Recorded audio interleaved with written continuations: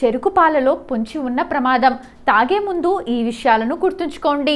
బాణుడి బగబగలకు ఉపశమనం కలిగించే ప్రకృతి ప్రసాదించిన అమృతం చెరుకు రసం. తక్షణ శక్తిని ఇవ్వడంలో దీనికి సాటి లేదు. కానీ రోడ్డు పక్కన దొరికే ఈ తీపి పానీయం తాగే ముందు కొన్ని విషయాలను గమనించకపోతే అది మీ ఆరోగ్యానికి తీరని నష్టం కలిగించవచ్చు. ఎండల నుండి ఉపశమనం పొందడానికి చాలా మంది రోడ్ల పక్కన విక్రయించే చెరుకు రసాన్ని తాగుతుంటారు. అయితే ఈ చల్లని పానీయం వెనుక కొన్ని ఆరోగ్య ప్రమాదాలు కూడా దాగి ఉన్నాయని నిపుణులు హెచ్చరిస్తున్నారు. అవేంటో ఇప్పుడు చూద్దాం. చెరుకు రసం తాగడం వల్ల కలిగే ప్రధాన సమస్య అపరిశుభ్రత. రోడ్ల పక్కన రసం తీసేటప్పుడు ఈ క్రింది అంశాల వల్ల ఇన్ఫెక్షన్లు వచ్చే అవకాశం ఉంది. పొలాల నుండి నేరుగా వచ్చే చెరుకుగడలను సరిగ్గా కడగకుండా రసం తీయడం వల్ల వాటిపై ఉండే మట్టి, క్రిమి సంహారకాలు రసంలో కలిసిపోతాయి. చాలా చోట్ల రసాన్ని చల్లబరచడానికి వాడే ఐస్ గడ్డలను అపరిశుభ్రమైన నీటితో తయారు చేస్తారు. దీనివల్ల టైఫాయిడ్, కలరా వంటి ప్రమాదకర వ్యాధులు సోకుతాయి. చెరుకు రసం తీసిన 15 నిమిషాల తర్వాత ఆక్సీకరణ ప్రక్రియ మొదలవుతుంది. నిల్వ ఉంచిన రసం రంగు మారి అందులో బ్యాక్టీరియా త్వరగా చేరుతుంది. ఇది ఫుడ్ పాయిజనింగ్కు దారితీస్తుంది. డయాబెటీస్ బాధితులు జాగ్రత్త. చెరుకు రసంలో సహజ చక్కెరలు అధికంగా ఉంటాయి. ఇది రక్తంలోని గ్లూకోజ్ స్థాయిలను ఒక్కసారిగా పెంచుతుంది. కాబట్టి మధుమేహం ఉన్నవారు దీనికి దూరంగా ఉండటం లేదా వైద్యుల సలహా తీసుకోవడం మంచిది. తీసుకోవాల్సిన జాగ్రత్తలు: తాజా రసాన్ని మాత్రమే తాగండి. మీ కళ్ళ ముందే తీసిన తాజా రసాన్ని మాత్రమే సేవించండి. బాటిళ్లలో నిల్వ ఉంచిన రసాన్ని కొనకండి. ఐస్ నాణ్యతపై నమ్మకం లేనప్పుడు ఐస్ లేకుండా రసం తీసుకోవటం ఉత్తమం. రసం తీసే యంత్రంపై ఈగలు వాలుతున్నా లేదా తుప్పు పట్టినట్లు అనిపించినా ఆ చోట రసం తాగకపోవడమే శ్రేయస్కరం. రోజుకు 1 లేదా 2 గ్లాసుల కంటే ఎక్కువ తాగకూడదు. నిల్వ ఉంచిన రసం విషతుల్యంగా మారుతుంది కాబట్టి ఎప్పటికప్పుడు తీసిన తాజా రసాన్ని మాత్రమే తాగాలని వైద్యులు సూచిస్తున్నారు. ప్రధానంగా అపరిశుభ్ర వాతావరణంలో తయారు చేసే రసం వల్ల కలరా, టైఫాయిడ్, గ్యాస్ట్రోఎంటరైటిస్ వంటి వ్యాధులు సోకే ప్రమాదం ఉంది. చెరుకుగడలను సరిగ్గా కడగకపోవడం, రసం తీసే యంత్రాలను శుభ్రం చేయకపోవడం, అందులో వేసే ఐస్ నాణ్యత లేకపోవడం వల్ల బ్యాక్టీరియా చేరే అవకాశం ఉంటుంది. ముఖ్యంగా డయాబెటీస్ ఉన్నవారు చెరుకు రసానికి దూరంగా ఉండాలి. ఎందుకంటే ఇందులో చక్కెర స్థాయిలు చాలా ఎక్కువగా ఉంటాయి. ఆరోగ్యానికి మేలు చేసే చెరుకు రసాన్ని సరైన జాగ్రత్తలతో తీసుకున్నప్పుడే అది మనకు శక్తినిస్తుంది. లేదంటే ఆసుపత్రి పాలయ్యే అవకాశం ఉంది. కాబట్టి రుచితో పాటు శుభ్రతకు కూడా ప్రాధాన్యత ఇవ్వండి. పుచ్చకాయలు ఎక్కువగా తింటే కిడ్నీ సమస్యలు వస్తాయా? వేసవిలో శరీరాన్ని చల్లబరిచే ఆహారాలు, ముఖ్యంగా నీటి శాతం ఎక్కువగా ఉండే పండ్లు, కూరగాయలు తీసుకోవడం చాలా మంచిది. ఈ విషయం దాదాపు అందరికీ తెలుసు. ఈ విధంగా నీటి శాతం అధికంగా ఉండే పండ్లలో పుచ్చకాయ ఒకటి. శరీరంలో నీటి కొరతను నివారించడానికి వేసవిలో జనాలు వీటిని ఎక్కువగా తింటుంటారు. కానీ పుచ్చకాయ మూత్రపిండాల ఆరోగ్యానికి హానికరమని కొందరు భావిస్తారు. ఇందులో నిజమెంతో? పుచ్చకాయ మూత్రపిండాలను ఎలా ప్రభావితం చేస్తుందో, మూత్రపిండాల సమస్యలు ఉన్నవారు దీనిని తింటే ఏమవుతుందో ఇప్పుడు తెలుసుకుందాం. పుచ్చకాయ తినడం మూత్రపిండాల ఆరోగ్యానికి మంచిదేనా? ఆరోగ్య నిపుణుల అభిప్రాయం ప్రకారం పుచ్చకాయను మితంగా తినడం మూత్రపిండాలకు హానికరం కాదు. ఇందులో దాదాపు 90% నీరు ఉంటుంది. ఇది శరీరాన్ని హైడ్రేటెడ్గా ఉంచడానికి సహాయపడుతుంది. మంచి హైడ్రేషన్ మూత్రపిండాల పనితీరుకు మంచిది. అంతేకాకుండా ఈ పండులో విటమిన్ సి, పొటాషియం, కొంత మొత్తంలో అమైనో ఆమ్లాలు ఉంటాయి. ఇవి శరీరంలో సమతుల్యతను కాపాడుకోవడానికి సహాయపడతాయి. మూత్రపిండాల వ్యాధిగ్రస్తులు పుచ్చకాయలు తీసుకోవచ్చా? నిపుణుల అభిప్రాయం ప్రకారం మూత్రపిండాల సమస్యలు ఉన్నవారు సాధారణంగా వైద్యుల సలహా మేరకు మాత్రమే పుచ్చకాయలను మితంగా తీసుకోవాలి.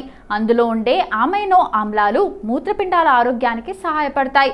అయితే తీవ్రమైన మూత్రపిండాల వ్యాధి ఉన్నవారు వైద్యుల మార్గదర్శకత్వాన్ని ఖచ్చితంగా పాటించాలి. పుచ్చకాయ మూత్రపిండాలను శుభ్రపరుస్తుందా? పుచ్చకాయ మూత్రపిండాలను శుద్ధి చేస్తుందని చాలామంది నమ్ముతారు. కానీ ఇది పూర్తిగా నిజం కాదు. వైద్యపరంగా శరీరం నుంచి విష పదార్థాలను తొలగించే సామర్థ్యం మూత్రపిండాలకే ఉంది.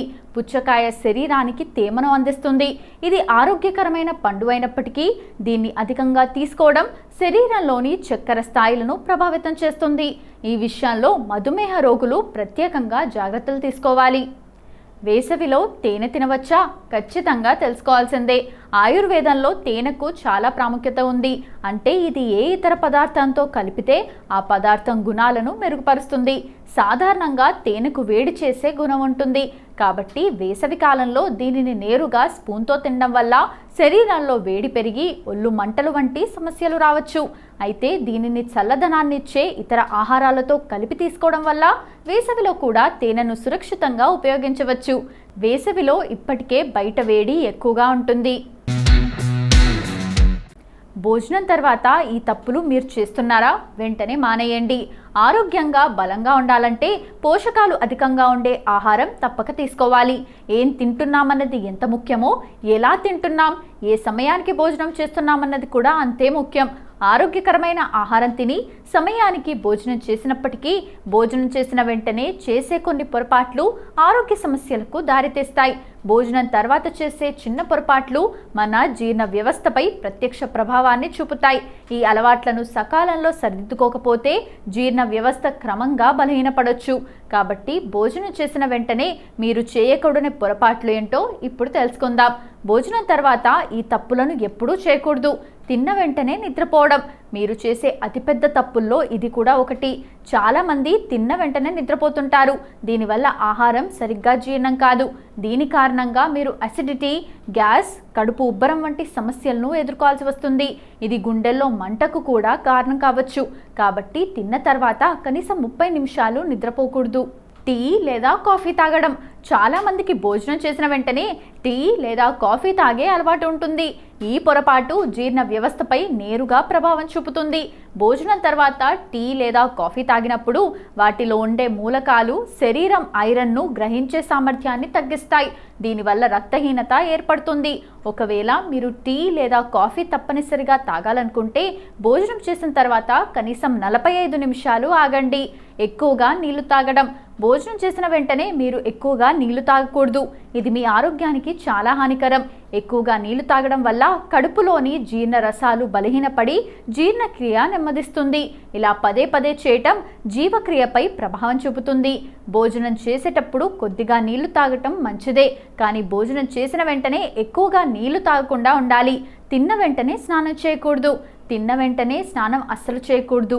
తిన్న వెంటనే స్నానం చేయడం వల్ల రక్త ప్రసరణ కడుపు నుంచి చర్మానికి మారుతుంది. ఇది మీ జీర్ణక్రియ ప్రక్రియను నెమ్మదింపచేసి జీర్ణక్రియకు ఆటంకం కలిగిస్తుంది. ముఖ్యంగా చల్లటి నీటితో స్నానం చేయటం మానుకోవాలి. ఇది మీ ఆరోగ్యానికి చాలా హానికరం. చెరుకు పాలలో పొంచి ఉన్న ప్రమాదం. తాగే ముందు ఈ విషయాలను గుర్తుంచుకోండి. బాణుడి బగబగలకు ఉపశమనం కలిగించే ప్రకృతి ప్రసాదించిన అమృతం చెరుకు రసం. తక్షణ శక్తిని ఇవ్వడంలో దీనికి సాటి లేదు. కానీ రోడ్డు పక్కన దొరికే ఈ తీపి పానీయం తాగే ముందు కొన్ని విషయాలను గమనించకపోతే అది మీ ఆరోగ్యానికి తీరని నష్టం కలిగించవచ్చు. ఎండల నుండి ఉపశమనం పొందడానికి చాలామంది రోడ్ల పక్కన విక్రయించే చెరుకు రసాన్ని తాగుతుంటారు. అయితే ఈ చల్లని పానీయం వెనుక కొన్ని ఆరోగ్య ప్రమాదాలు కూడా దాగి ఉన్నాయని నిపుణులు హెచ్చరిస్తున్నారు. అవేంటో ఇప్పుడు చూద్దాం. చెరుకు రసం తాగడం వల్ల కలిగే ప్రధాన సమస్య అపరిశుభ్రత. రోడ్ల పక్కన రసం తీసేటప్పుడు ఈ క్రింది అంశాల వల్ల ఇన్ఫెక్షన్లు వచ్చే అవకాశం ఉంది. పొలాల నుండి నేరుగా వచ్చే చెరుకు గడలను సరిగ్గా కడగకుండా రసం తీయడం వల్ల వాటిపై ఉండే మట్టి, క్రిమి సంహారకాలు రసంలో కలిసిపోతాయి. చాలా చోట్ల రసాన్ని చల్లబరచడానికి వాడే ఐస్ గడ్డలను అపరిశుభ్రమైన నీటితో తయారు చేస్తారు. దీనివల్ల టైఫాయిడ్, కలరా వంటి ప్రమాదకర వ్యాధులు సోకుతాయి. చెరుకు రసం తీసిన 15 నిమిషాల తర్వాత ఆక్సీకరణ ప్రక్రియ మొదలవుతుంది. నిల్వ ఉంచిన రసం రంగు మారి అందులో బ్యాక్టీరియా త్వరగా చేరుతుంది. ఇది ఫుడ్ పాయిజనింగ్కు దారితీస్తుంది. డయాబెటీస్ బాధితులు జాగ్రత్త.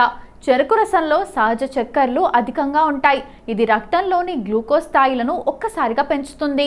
కాబట్టి మధుమేహం ఉన్నవారు దీనికి దూరంగా ఉండటం లేదా వైద్యుల సలహా తీసుకోవడం మంచిది. తీసుకోవాల్సిన జాగ్రత్తలు. తాజా రసాన్ని మాత్రమే తాగండి.